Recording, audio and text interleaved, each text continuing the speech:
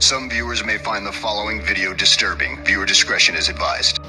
It has actually been said that learning is part of the process. It is part of this process because it's how we learn and it's how we grow. And for the most part, this is actually true, because how many times have we learned in life through mistakes? And it's part of these mistakes that we learn and grow in the process we call life. That is, of course, unless the mistake is actually so catastrophic that it actually becomes a fatal mistake. And unfortunately, in 1999, this would actually happen, where a gentleman would unfortunately be part of a very, very stupid mistake made by his company. This, of course, would be the tragic tale of Hisashi Ouchi.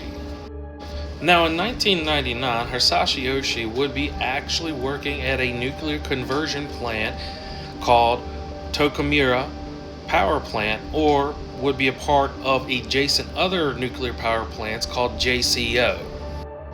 Now, the Tokamura plant wasn't exactly a nuclear facility, but it was more or less a staging area for making nuclear reactors or fuel rods to be sent out to other nuclear facilities.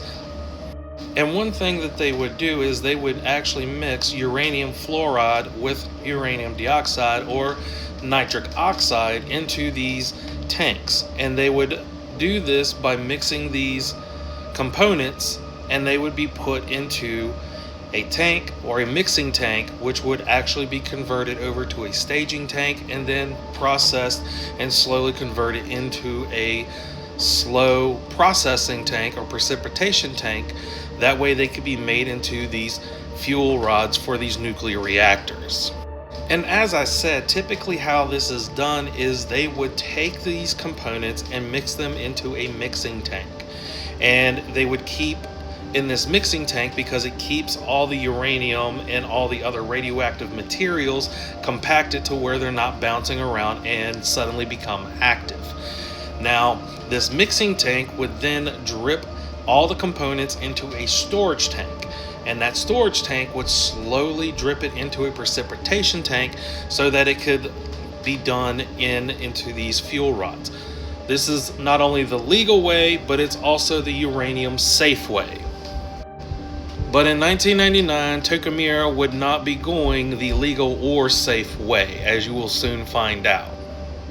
Because the Tokamura plant would actually bypass the mixing stage, and they would basically bypass that stage because they just wanted to save more money, and they just didn't want to use a bunch of time waiting on these components to be ready.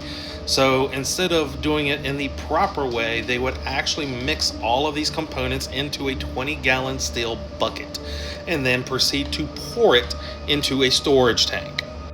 And if you're thinking that this is a really stupid idea, you would be right.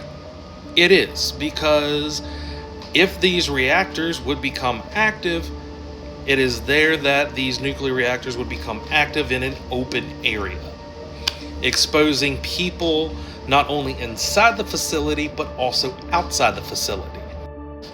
This would not be the only dumb mistake that the Tokamura plant would ever do, as in prior to this incident in 1997, they would actually have a nuclear explosion when they would think it would be a good idea to burn trash into garbage cans inside the facility. And this fire would actually cause an explosion where it would expose multiple people inside the plant and multiple people outside the plant to radioactive materials. And even more shocking, this would not be the only plant doing these very foolish stunts, as in other nuclear plants around Japan were actually doing the same bucket idea that the Tokamura plant was actually doing on September 30th, 1999. The only reason nothing bad had happened is because they had done a small dosage amount into these 20-gallon buckets. But JCO would actually increase the danger level on this particular day on September 30th, 1999, as they had gotten back in a lot of the materials they had to be made, and they had to up the amount of uranium that they had to make for these fuel rods, so they would actually double the amount of concentration that was put into these buckets. To be more precise, typically inside these buckets, it's about 5% uranium when you're going into the mixing of these buckets. But they were doubling up the amount of concentration to where it was about 18% of uranium into these buckets. And Tokamura and JCO would make an even dumber mistake, because not only were they pouring it into a bucket, but they were also taking, typically in these storage tanks, they have these long cylinder funnels to actually pour into. So like I said, it keeps everything compacted and we don't have a lot of these raw radioactive materials bouncing around and becoming active. And they would completely bypass this whole idea and get shorter storage tanks to make it easier to pour into. So not only are they doubling up the amount of concentration that they're putting into the buckets, they are also making it a more unsafe way to pouring it into the tanks. Now, around 10 a.m. on September 30th, 1999, a supervisor would actually walk up to Hisashi and would ask him to accompany him to be part of the uranium pouring process. Also keep in mind, this is a process that Hisashi had never done before. So keep in mind, he is doing this for the first time. Another fatal error. And the supervisor would take him into this staging area where the supervisor, Hisashi, and another co-worker would begin doing the uranium mixing process and pouring these contents into a tank. Now at some point, the supervisor, who was at first pouring the contents in the bucket into this storage tank, would actually be pouring, and Hisashi would actually walk up to him and would say, "Hey, don't worry about it, I got this. Go over and do what you need to do because you're a supervisor, I'll take care of this." And it's at this point that Hisashi would be taking the buckets and pouring the contents into the storage tank, where the supervisor would be sitting at a desk a few feet from this storage tank. And they would be getting around to where they would be pouring in the last bucket into this 20-gallon storage tank facility thing. And it's around this time, as Hisashi is pouring this in and they pour it in, they hear a loud clapping sound followed by a blinding blue light. Now, this blinding blue light is actually a phenomenon known as a Cherenkov light. And what this means is this is your worst case scenario. Basically, a Cherenkov light is where the uranium and nuclear materials that were poured in had reached criticality. Basically, the uranium and all the radioactive materials had reached a self-sustaining state.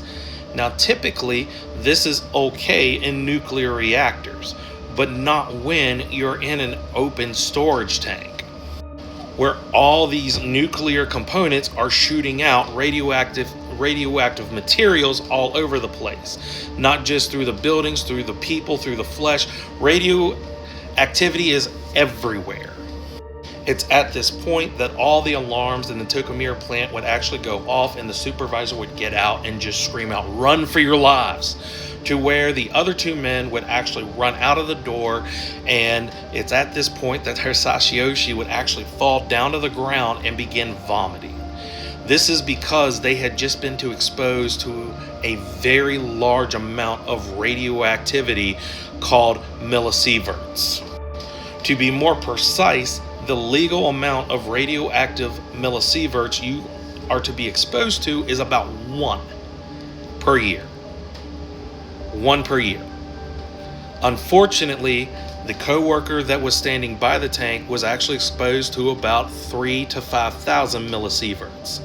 The supervisor, who had been a few feet away, was exposed to about 3,000 millisieverts. And Hisashi had been exposed to about 20,000 millisieverts.